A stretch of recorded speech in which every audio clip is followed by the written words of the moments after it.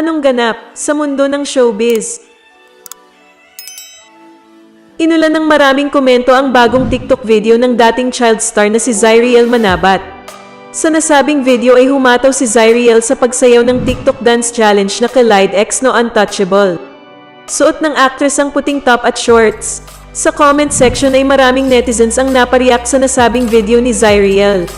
Ayon sa ilang netizens ay tila inulan raw ng blessings ang aktres. We can go right, move back and forward, and you put your body out tonight and come.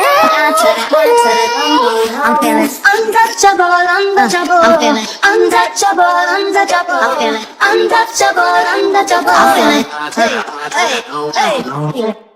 Anong masasabi mo sa balitang ito?